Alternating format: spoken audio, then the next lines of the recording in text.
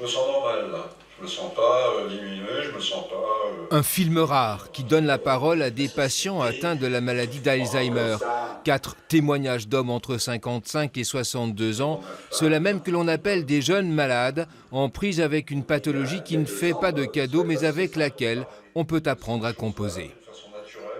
Il y a des problèmes de mémoire, il y a des problèmes d'organisation, il y a des problèmes d'émotion, mais il n'y a pas forcément une démence, c'est-à-dire une perte d'autonomie. Ça, c'est un stade qui est beaucoup plus tardif dans la pathologie. Et avant, la maladie d'Alzheimer, c'est 10 ou 15 ans de fonctionnement sans difficulté, sans dépendance. Dédramatiser, présenter les troubles au plus juste, les médecins veulent rassurer, montrer que la vie peut continuer, presque normalement.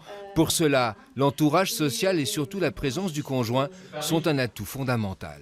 Si les conjoints sont accompagnés et qu'on leur montre que quelque part la normalité de leur conjoint durera un peu plus longtemps grâce à eux, alors voilà un petit peu l'anticipation des problèmes. Anticipation, compensation, c'est désormais le quotidien de Virginie, aux côtés de son mari Jean-Paul, ancien cadre dans les transports. Jean-Paul, diagnostiqué Alzheimer, début 2014. L'année 2014, ça a été terrible. On ne trouvait pas de solution sur la façon de s'organiser, de faire les choses, etc. J'ai eu tendance à me replier sur moi-même et rester un peu seul. Donc ça a été une période particulièrement difficile pour tout le monde d'ailleurs, hein, c'est sûr. Mais le côté positif, j'allais dire, c'est de donner un nom à quelque chose, à des comportements, à des postures, à des façons d'être qui n'avaient plus rien à voir avec ce que Jean-Paul est. Marin et sportif accompli, grand amateur de lecture, Jean-Paul était très actif. Il a dû réduire la voilure, ce qui n'empêche pas le couple de tout faire pour reprendre le vent. L'arme que j'ai aujourd'hui, c'est de me dire, d'abord, je vais essayer de ne pas tout mettre dans le même panier.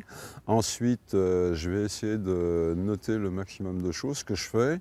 Et puis, bon, après, voilà, j'ai des moments où vraiment j'égare. Hein. Je me suis dit, bon, bah, de toute façon, c'est comme ça, et puis voilà, quoi. Là, actuellement, je trouve qu'on a trouvé, depuis quelques mois, une bonne entente là-dessus, et on va tout faire pour le garder. En organisant des voyages, en se disant bon, ben, on est invité à tel endroit, on y va. Voilà, en se posant pas de questions. Vous voyez, vivre, si je puis dire.